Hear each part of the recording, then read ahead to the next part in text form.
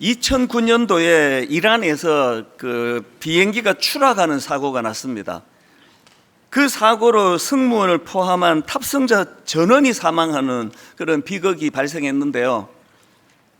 추후에 그 사고 원인을 조사해 보니까 그 이륙 중이던 항공기 엔진에 새 한 마리가 빨려 들어가면서 그렇게 이제 화재가 발생했고, 그렇게 하고는 비행기가 이륙하고 16분 만에 추락하여서 모두 전원이 다 사망하는 이런 비극이 발생했는데요.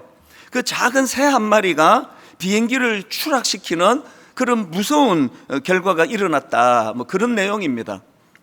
우리나라에서도 간혹 이런 사고가 발생하곤 하는데요. 어느 잡지에 난 글을 제가 읽었더니 예전에 우리나라에서도 이런 아찔한 일이 있었다고 합니다. 제주공항을 출발하려고 이륙하던 비행기에 문제가 생긴 겁니다.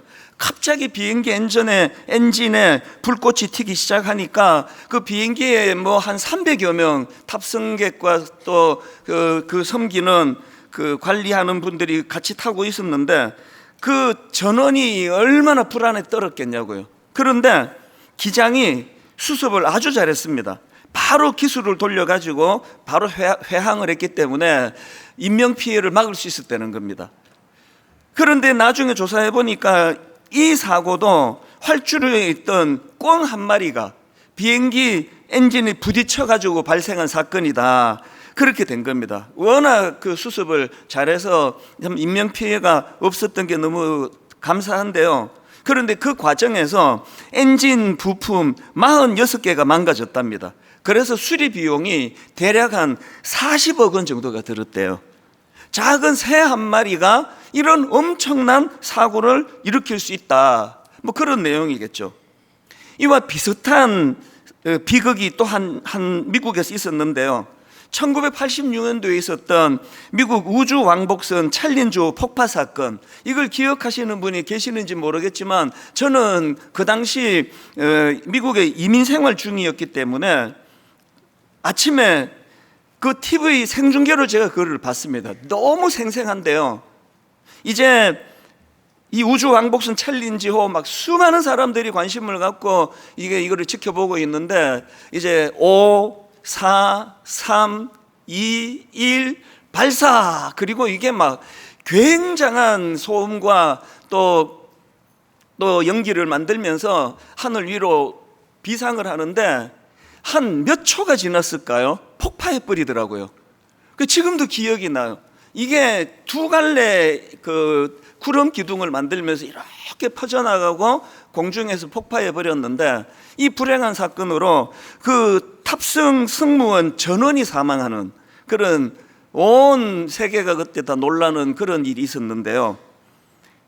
이 우주 왕복선 챌린저 폭파 사건 이후에도 이제 이 사고 원인을 조사했더니 이게 직경 0.28인치라 그래요. 조그만한 부품입니다.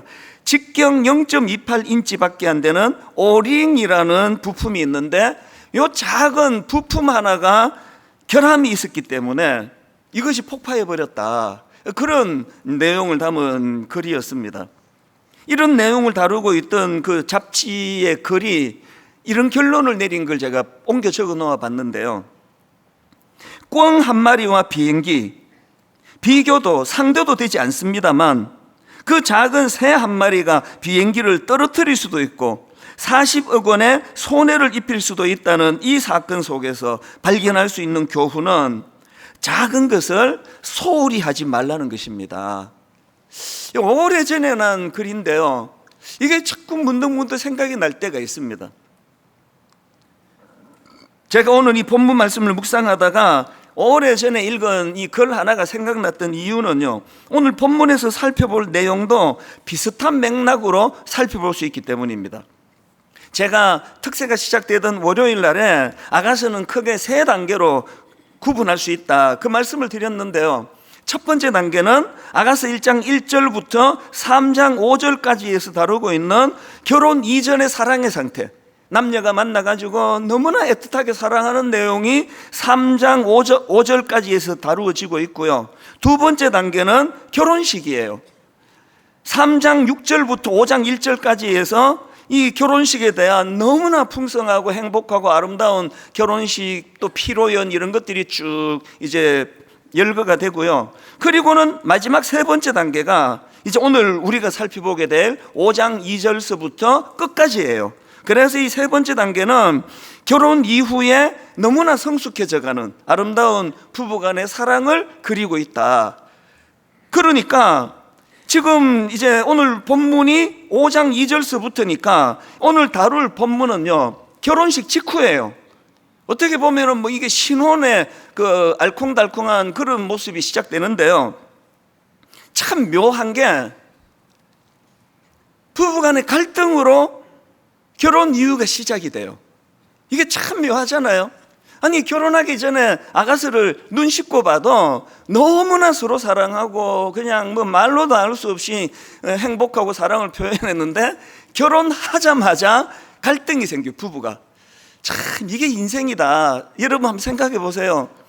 그 신혼 막 엄청 싸우신 분들, 그런 분들이 많으실 거고요. 그렇게 그 결혼하기 전에는 부모님이 반대하고 말리고 해도 누구 말도 안 듣고 난 이 사람 아니면 죽을 거야 그러더니 결혼하고 싸우느라 죽을 것 같아요. 이 지금 이 아가씨가 인생을 보여주는 것 같아요.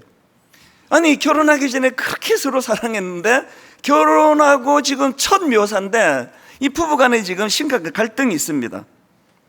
게다가 지금 그 이 갈등 가운데 이 신부의 방심 그리고 또 무관심 이런 것으로 갈등이 점점 깊어질 위험이 있는 것을 오늘 본문에서 볼 수가 있는데요. 우리의 작은 방심, 무관심 이게 하나님과의 관계도 깨트리고 또 아가스는 제가 계속 말씀드리지만 이거는 부부 이야기예요. 그래서 아가스를 보면서 에덴 동산 이전에 아담과 하와가 보여준 아름다운 부부 관계의 모습처럼 우리 가정도 이런 은혜를 꿈꾸기 원한다 이러면서 아가스를 읽으면서 배우자를 향하여 사랑을 고백하는 그런 내용이고요. 또 그런가 하면은 이제 이 아가스는 하나님과 우리 사이에 그리스도가 내 신랑이 되시고 나는 그분의 신부다, 영적으로 이런 해석을 통해서 우리가 어떻게 하면은 교회를 그냥 밋밋하게 다니는 게 아니라 사랑의 마음으로 늘 우리 주님을 사랑의 대상으로 그렇게 이것을 내가 회복할 수 있을까,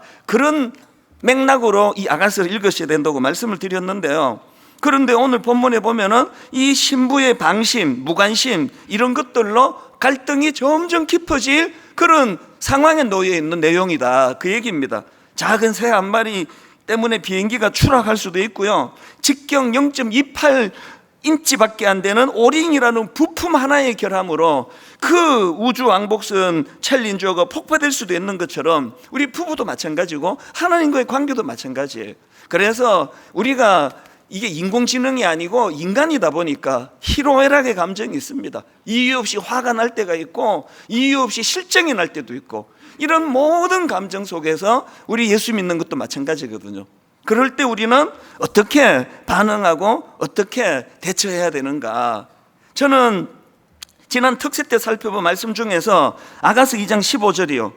우리를 위하여 여우 곧 포도원을 허는 작은 여우를 잡아라. 우리의 포도원에 꽃이 피었습니다. 여러분, 이 가정이라는 포도원, 주님과 나와의 사랑의 관계라는 신앙생활이라는 포도원을 간직하려면 이 포도원을 허는 작은 여우를 잡아야 되는데요. 그런데 이 오늘 본문에서 결혼하고 나오는 첫 번째 기록에서 부부간의 갈등을 다루고 있는 걸 보면서 깨달은 게 있습니다. 우리가 잡아야 될 작은 여우는요, 저기 내 바깥에 있는 게 아니라 여기 있습니다. 여기 이 여우가 여기 있어요. 요 작은 여우. 큰 여우 같으면 그 우리 방치하지 않아요. 작은 여우예요.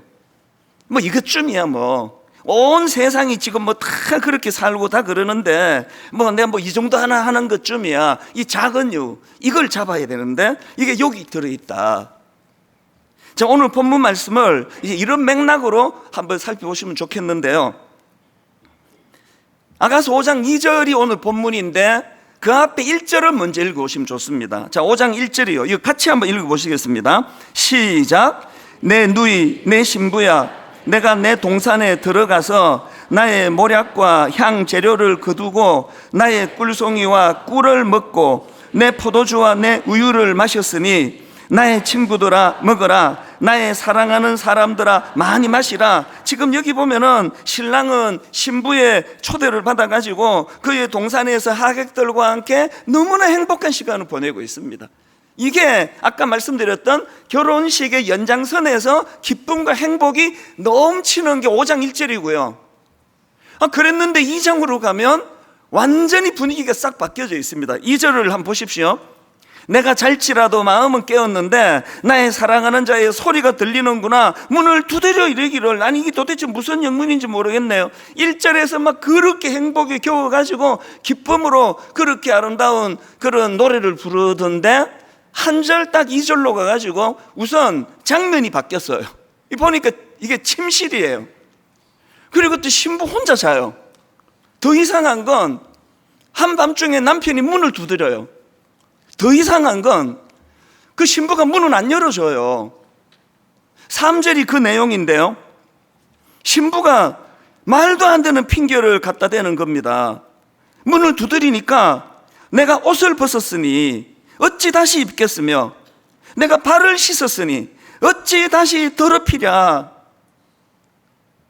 이 말도 안 되는 이런 핑계를 가지고 지금 아니 그 바로 앞에 1절에서 그렇게 신랑을 초대해가지고 동산에서 행복한 그런 시간을 보내는 것이 1절에 나오는데, 그러니까요 이 1절과 2절 사이에 생략이 있는 거예요.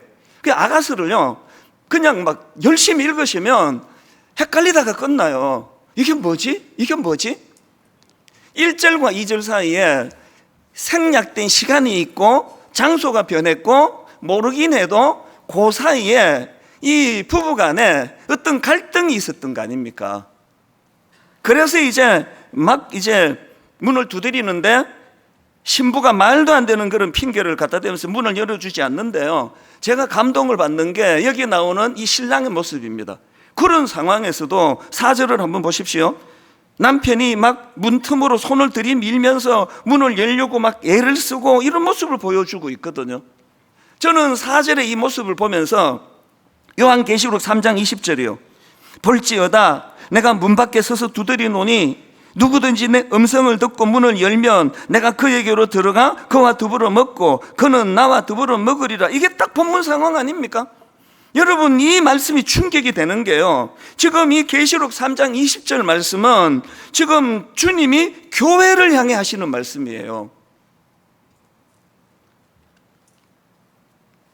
신부된 교회가 신랑된 주님이 문을 두드리시는데 문을 열어주지를 않는 거예요. 이게 라오디게아 교회를 지금 주님이 두고 하시는 말씀인데요, 3장 15절에 보니까 예수님이 라오디게아 교회를 향해 이런 말씀을 하십니다. 내가 너의 행위를 아노니 너가 차지도 아니하고 뜨겁지도 아니하도다. 너가 차든지 뜨겁든지 하기를 원하노라. 여기서 우리가 알 수 있는 게 뭐죠? 아무리 교회가 뭐 그럴듯하게 구색 다 갖추고 막 반주도 막 엄청나고 막 찬양되는 막 어마어마한 그런 찬양을 내고 하는데요, 거기에 주님이 안 계세요. 그래서 지금 밖에서 막 두드리시는 거예요. 야, 니들끼리 예배 드리면 어떡하냐? 어떤 교회가 이런 어리석음을 범할 수 있다고요? 차지도 않고 또 뜨겁지도 않은 거. 지금 술람미 여인이 딱 그 상황이거든요. 술람미 여인이 대놓고 이제 난 이 남자 싫으라고 배척하는 거 아니에요. 그래서 뭐 완전히 차지지는 않은데 이 지금 얼마나 이게 말도 안 되는 핑계를 갖다 대면서 이게 어떻게 신부가 할 행동이냐고요. 그래서 신랑은 지속적으로 지금 문을 두드리고 있는 이런 상황이에요. 오늘 우리가 신앙생활을 하다가 보면은 차지도 않고 뜨겁지도 않은, 예배를 안 드린 것도 아니고 드린 것도 아니고, 그리고 앉아 있었는데 하여튼 예배를 드렸나 안 드렸나 시종일관 딴 생각으로 이렇게 차 있는 거, 그게 예수님을 문 밖에 세워놓는 그런 행위라는 걸 지금 우리가 본문에서 발견할 수가 있는 거거든요. 이것이 오늘 본문에 나오는 첫 번째 장면이고요. 이 두 번째 장면으로 가면 이제 이 신부가 각성을 해요. 내가 왜 이러지? 내가 정신이 나갔어. 그래서 각성을 하는 게 이제 4절 5절인데요 이 신부가 이렇게 말합니다. 내 사랑하는 자가 문틈으로 손을 들이밀매 막 신랑이 너무나 애를 쓰는 거거든요. 그래서 자기 문틈으로 신랑이 손을 들이밀매 그거를 보고는 신부가 내 마음이 움직여서 일어나 내 사랑하는 자를 위하여 문을 열 때 모략이 내 손에서, 모략의 접이 내 손가락에서 문 빗장에 떨어지는구나. 이제 늦게 정신을 차린 거예요. 내가 아무리 내가 지금 뭐 갈등 속에 있다 할지라도 이건 아니지. 그리고는 이제 문을 열어줘요. 그런데 늦었어요. 사랑은 타이밍이거든요.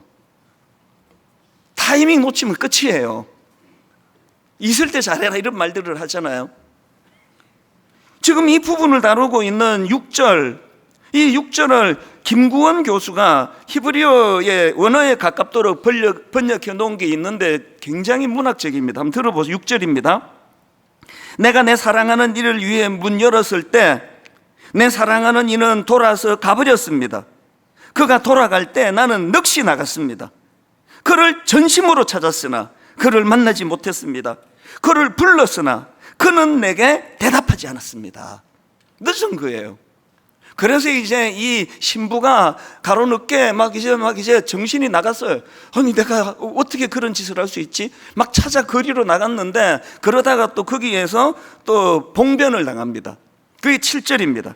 성 안을 순찰하는 자들이 나를 만나매 나를 쳐서 상하게 하였고 성벽을 파수하는 자들이 나의 겉옷을 벗겨 가졌도다. 그 사이에 생략된 뭐가 있겠죠. 뭔가 불편하게 만든 하고 오해를 만든 요인이 있었겠죠. 그래서 이제 성안을 순찰하는 이 사람들이 너무나 상처를 입히는데요. 여러분 지금 여기 성을 순찰하는 자들은요, 그 신부를 보호해 줘야 되는 사람 아닙니까? 근데 신부를 보호해 줘야 되는 성을 순찰하는 사람들이 오히려 큰 상처를 주는 거예요. 이게 현실인 거 아시잖아요. 우리가 주님의 임재를 놓치면은요, 교회는 세상보다 상처를 더 줘요. 교회에서 상처받는 사람이 얼마나 많습니까? 교회에서 이 주님의 임재, 이 술람미 여인으로 비유를 들자면 그가 주님과의 관계에서 문제가 생기고 주님과의 임재가 사라지고 나니까 자기를 보호해야 되는 그 순찰하는 사람들에게 무슨 사연인지는 몰라요. 두들겨 맞고 막 겉옷을 벗기고 막 이런 봉변을 당하는 거거든요. 여러분 좋은 교회를 찾아다니는 그거 이해가 되죠. 그러나 좋은 교회를 찾기 이전에 여러분 내면에 하나님의 임재가 있는지를 보셔야 돼요. 난 하나님을 사랑하는가? 난 하나님의 영향력 아래 있는가?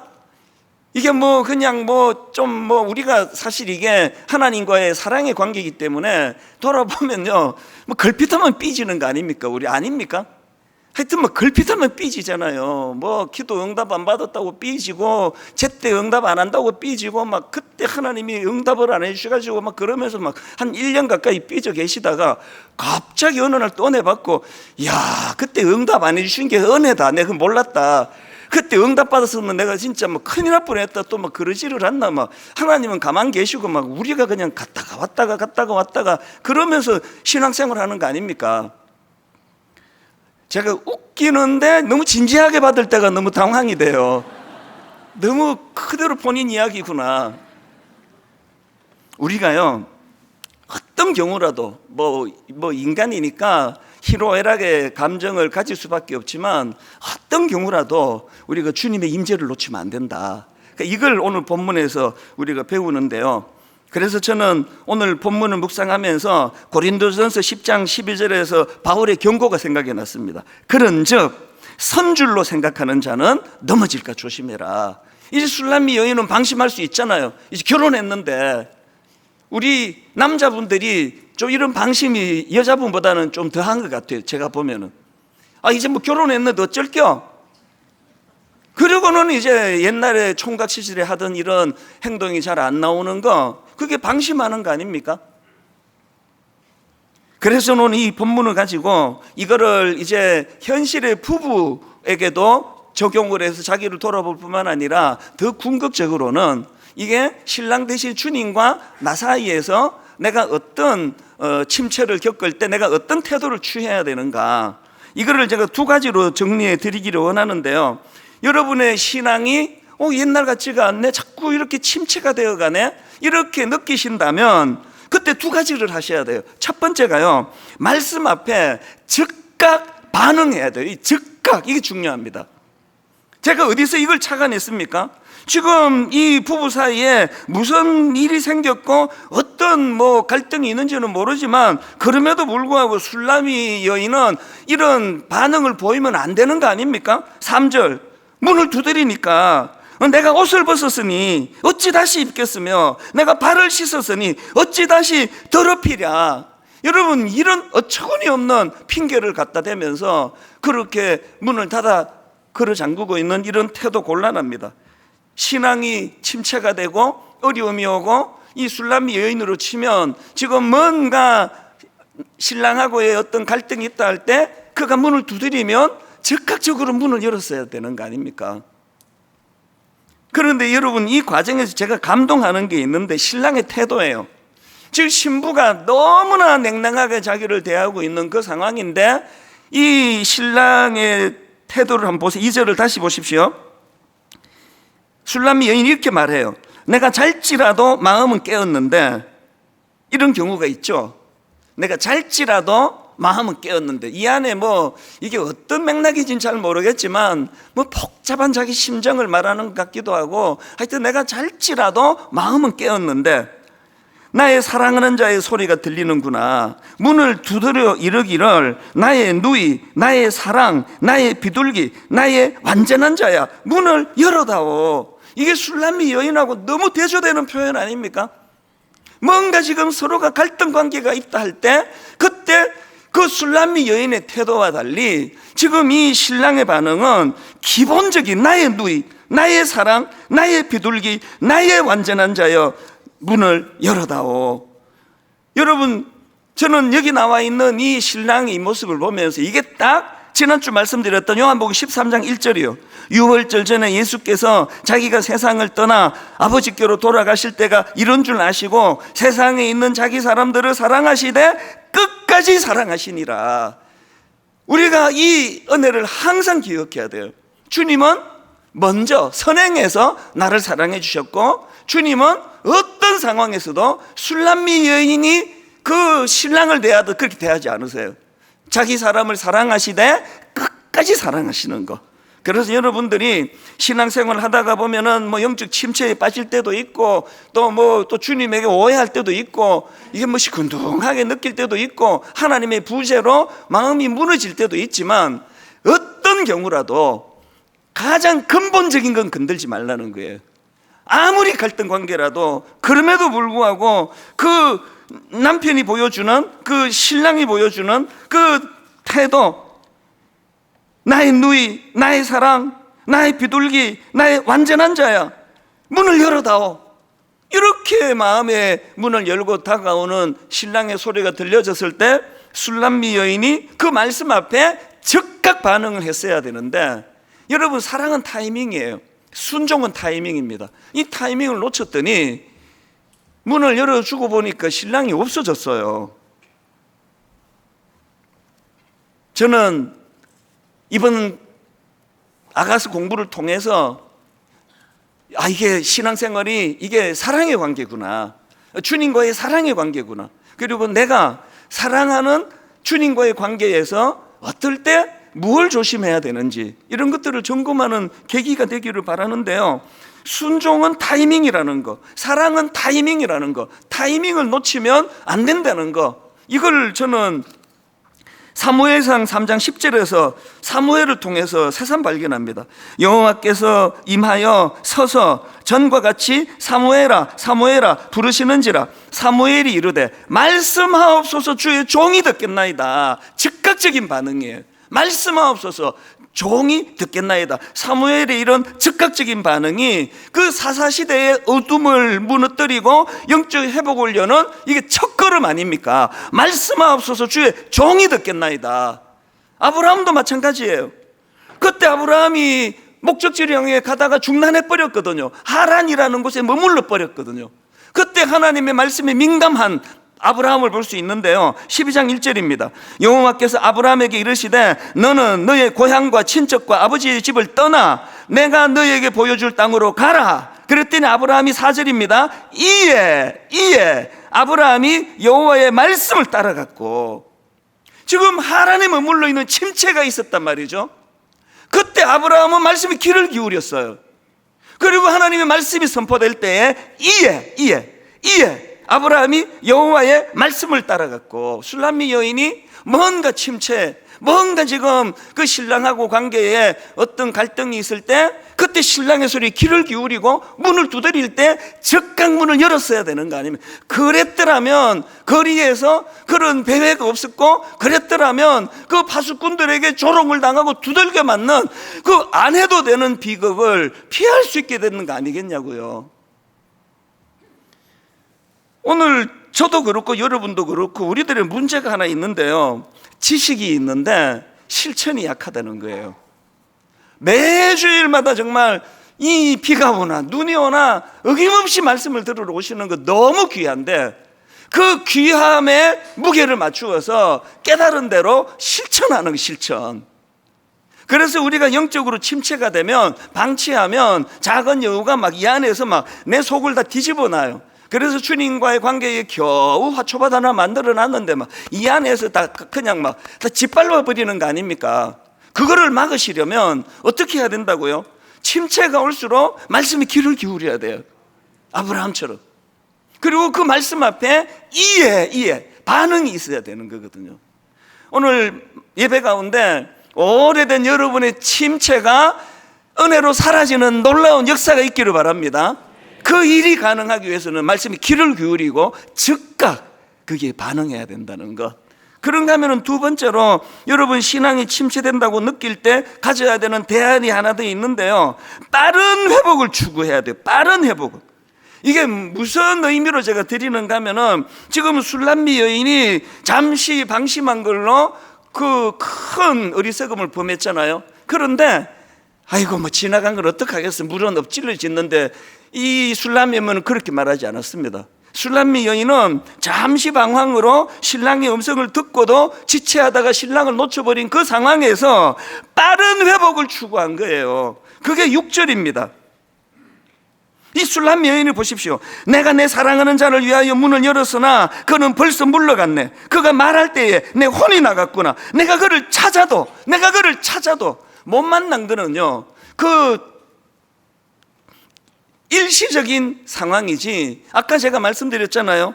이 아가서 5장 2절서부터는 이 부부의 점점 성숙해지고 점점 깊어져가는 사랑을 묘사한다 그랬잖아요. 그러면 이 갈등 관계에 놓여 있고 본인의 실수로 남편을 놓쳐버린 그 상황에서 이 술람미 여인이 빠른 회복을 추구하기 위하여 열심히 찾아 나선, 이게 우리가 배워야 되는 포인트라는 겁니다. 침체를 방치하잖아요. 이제 뭐 의욕도 안 생기고, 아이고 뭐 그러고 있으면요, 영원히 그렇게 갑니다. 애써야 됩니다.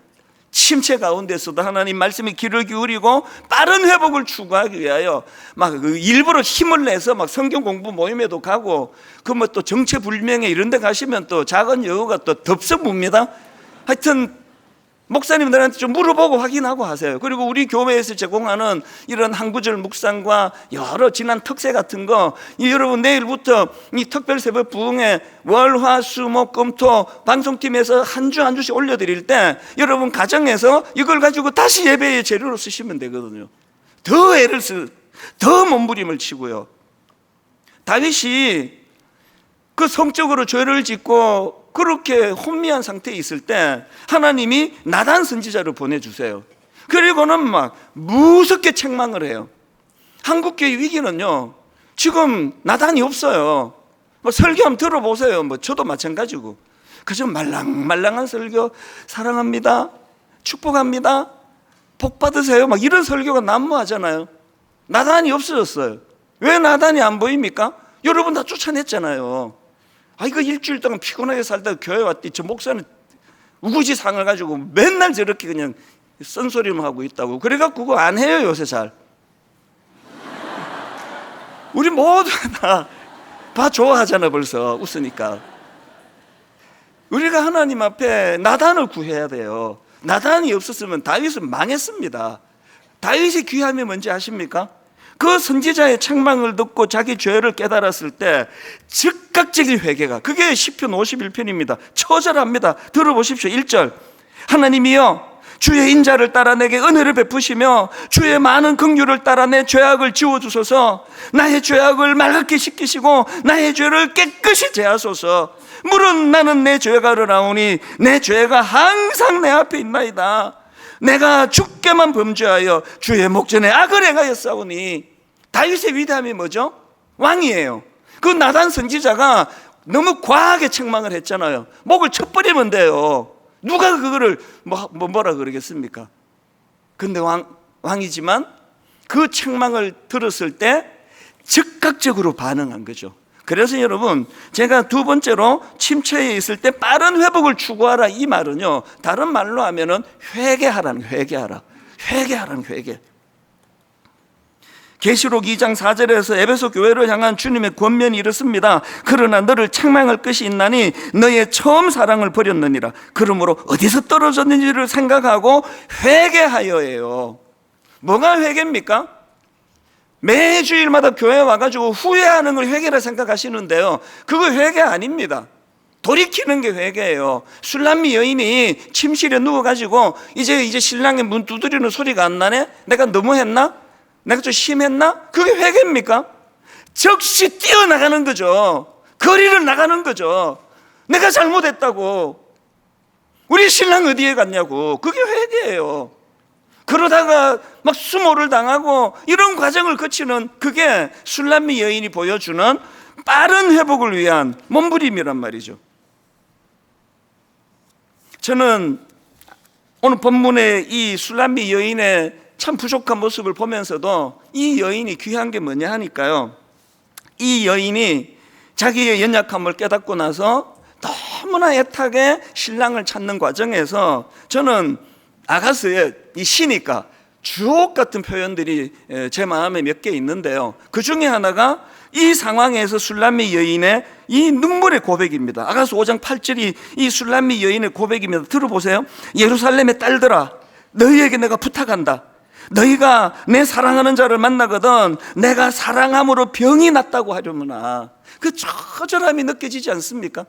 내가 사랑함으로 병이 났다고 하려무나. 저는 이 술람미 여인의 이 고백을 보면서 베드로가 딱 떠오르더라고요.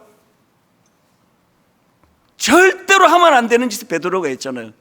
결정적인 순간에 주님의 십자가 가장 외로우실 때, 나 저 사람 모른다고 자꾸 의심하니까 저주하면, 욕을 막 하면서 나 저 사람 모른다고 그랬던 베드로인데요, 베드로가 나중에 눈물로 하는 이 고백을 보십시오. 주님을 부인하는 죄를 회개하면서 요한복음 21장 15절입니다.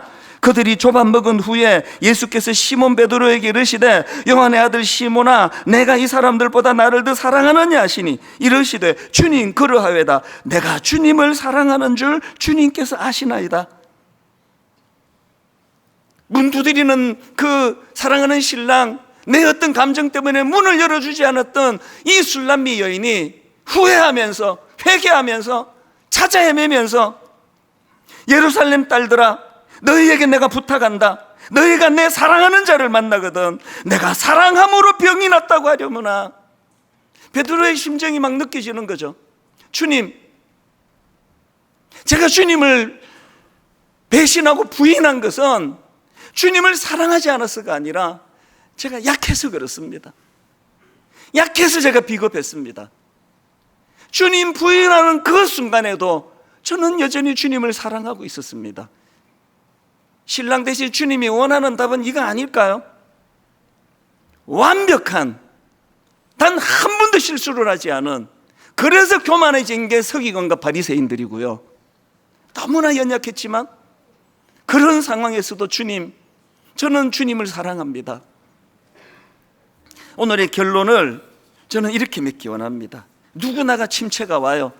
누구나가 영적으로 우울해지고 또 불신이 찾아오고 내 안에 있는 이 작은 여우가 내 마음밭을 다 막 그냥 헤집어 놓기를 하는 게, 그게 우리입니다. 저도 그래요. 그럴 때 중요한 게 하나님 앞에 말씀을 더 주님의 문 두드리는 말씀이 들려줘야 되는데 말씀에 귀를 기울이고 그 말씀 앞에 즉각 반응하는 태도, 그리고 술람미 여인처럼 빠른 회복을 위하여 거리로 뛰쳐나가 내가 잘못했습니다, 내가 죄송합니다, 회개하며 주님 내가 다시 찾기를 원합니다, 이런 열정적인 사모하는 마음이 저와 여러분 안에 일어나게 되기를 바랍니다. 이번 특세 내내 우리가 자주 부르고 참 불러도 목마른 찬양이, 이게 나의 사랑 너는 어여쁘고 참 귀하다, 어느 보석보다 귀하다, 너가 사랑스럽지 않을 때 너를 온전히 사랑하고 너와 함께하려 내가 왔노라. 우리 찬양으로 지난 한 주 총 정리를 한번 해보시고요. 그리고 아버지 신앙생활은 어떤 것이 아니에요. 사랑의 관계예요. 주님과 내가 사랑의 관계로서 하나님, 술람미 여인의 모습에서 저의 부족한 게 보이고 술람미 여인의 모습에서 우리가 배워야 될 게 있다면 다른 어떤 게 아니라 내가 사랑함으로 병이 났다. 주님, 어떤 상황에서도 저는 주님을 사랑합니다. 이 마음을 담아서 우리 한번 이 찬양 하나님께 올려드리기 원합니다. 나의 사랑 너는 어여쁘고 참 귀하다. 나의 사랑 너는 어여쁘고 참 어느 보석보다 귀하다. 보석보다 귀하다. 내가 사랑스럽지 않을 때 그런 순간에도 너를 온전히 사랑하고 너와 함께하려 내가 왔노라. 주님의 사랑을 느껴보십시오. 주의 사랑, 이 사랑은 결코 변치 않아. 모든 계절 돌보시네. 풀은 마르고 꽃은 시드나 주의 말씀은 신실해. 실수가 없으신 주만 바라라. 주님의 나라와 뜻이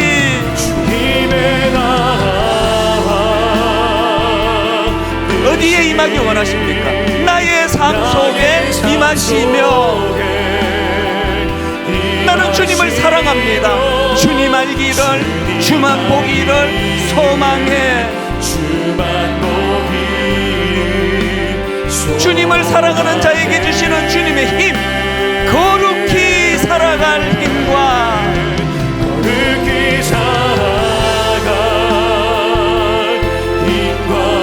두려움 없는 믿음 주신 나의 하나님, 완전한 사랑 찬양해. 완전한 사랑 찬양해. 주의 사랑, 이 사랑은 결코 변치 않아. 주의 사랑, 이 사랑은 결코 변치 않아. 모든 계절 돌보시네. 여러분, 우리 인생은 너무나 유한합니다. 풀은 마르고 꽃은 시드나 주의 말씀은 신실해. 실수가 없으신 주만 바라라. 주님의 나라와 뜻이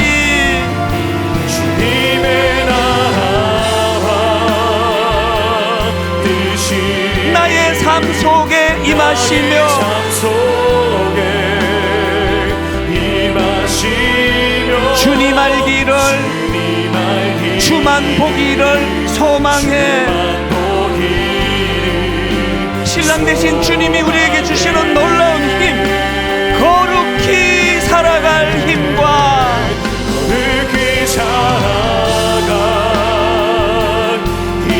두려움이 많은 이 세상을 살아가면서 두려움 없는 믿음 주실 나의 하나님, 완전한 사랑 찬양해. 완전한 사랑 찬양하리. 만군의 주 찬양하리. 만군의 영원히 함께 하시네. 영원히 존귀하신 사랑의 왕, 존귀하신 사랑의 왕, 영원히 통치하시네. 우리 다 자리에서 일어나서 주님의 다스리심을 선포합니다. 주님의 나라와 뜻이 어디에 임합니까? 나의 삶 속에 임하시며 주님 알기를, 주만 보기를 소망해. 여러분 힘을 얻으셔서 꿈을 가지고 거룩히 살아갈 힘과 거룩히 살아갈 두려움 없는 믿음 주신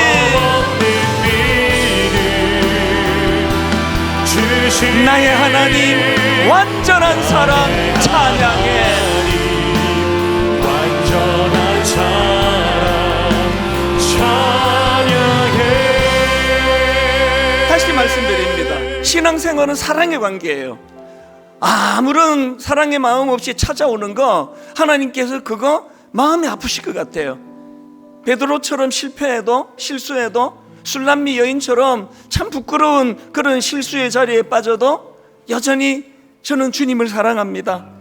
어떤 상황에서도 하나님 앞에서 예루살렘의 딸들아, 너희에게 내가 부탁한다. 너희가 내 사랑하는 자를 만나거든 사랑함으로, 내가 사랑함으로 병이 낫다고 전해주려무나. 이 사랑의 마음이 우리 안에 회복되기를 원합니다. 주신 말씀을 붙들고 지난 한 주 특세 동안 주신 은혜를 붙들고 우리 한번 통성으로 한 목소리로 합심하여 주님 앞에 사랑을 고백하며 기도하며 나갑니다. 살아계신 하나님 아버지, 오늘 예배 가운데 오늘도 임재하신 하나님 아버지 감사합니다. 하나님 술람미 여인의 모습을 보면서 아버지 그 모습이 우리의 모습입니다. 우리는 감정의 기복이 심합니다. 우리는 기쁠 때와 아버지 우울할 때 우리는 어떤 응답을 받을 때와 응답을 받지 못할 때 하나님 우리는 너무나 감정의 기복이 심합니다. 하나님 술람미 여인처럼 아무리 주원을 두드려도 반응이 없는 그런 모습 우리에게 있달지라도 하나님 아버지, 그럼에도 불구하고 하나님 우리가 주님 앞에 드릴 수 있는 아름다운 신앙의 고백과 능력을 더하여 주시옵소서. 주님 사랑합니다. 연약하지만 부족하지만 주님 더 사랑하기 원합니다. 우리는 신령하며 하나님 아버지 술람미 여인의 아름다운 사랑의 고백이 우리의 주님을 향하여 가마지 올려드리는 아름다운 사랑의 고백이 되기를 원합니다. 베드로처럼 그렇게 고백하기 원합니다. 사무엘처럼 하나님 말씀이 돌아가기를 원합니다. 바로 반응하는 은혜가 있도록 함께하여 주시옵소서. 아브라함처럼 정체되어 있을 때 하나님의 말씀이 선포될 때에 즉각 아버지 순종하며 나아가는 행동하는 믿음이 우리 안에 일어나게 하여 주시옵소서. 우리 삶 가운데 가득 채워주는 은혜를 더하여 주시옵소서. 예루살렘의 딸들아, 너희에게 내가 부탁한다.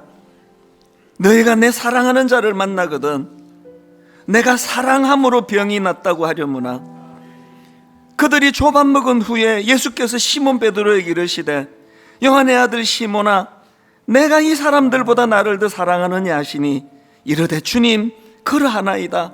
내가 주님을 사랑하는 줄 주님께서 아시나이다. 하나님, 우리가 이 아가스를 읽고 묵상하고 살펴보면서 오늘 본문에 나오는 그 술람미 여인이 바로 접니다. 우리는 감정의 기복이 심합니다. 그저 마음이 뜨거울 때는 모든 걸 다 내어줄 것처럼 그렇게 주님 앞에 헌신하며 달려가다가 어떤 일에 부딪히면 의기소침해지고 마음이 가라앉고 아무리 주님이 문을 두드려도 나 상처받았습니다. 문 못 엽니다. 이게 우리의 모습인 것을 정직하게 고백합니다. 그런 상황에서도 주님께서는 한결같은 마음으로 그렇게 아름다운 그 아내의 이름을 불러가며 신부의 이름을 불러가며 그렇게 문을 열어보시려고 애쓰는 그 모습이 우리를 향하신 우리 주님의 모습이고 마음인 것을 영안을 열고 보고 자각하기를 원합니다. 하나님, 이번 한 주간 이 풍성한 사랑의 예배를 드린 이 힘이 한 주를 거뜬히 살아내고도 남는 힘이 되고 능력이 되는 것을 경험하는 한 주가 되게 하여 주시옵소서. 그렇게 살아갈 힘, 신랑 되신 주님으로부터 공급받는 것을 고백하기 원합니다. 두려움이 많은 이 시대를 살아가는, 두려움이 많은 엿새 속에 던져져 있는 우리들 삶 가운데 두려움 없는 믿음을 주시는 그 주님을 의지하며 주님을 사랑으로 고백하는 아름답고 복된 한 주간이 되도록 인도하여 주시옵소서.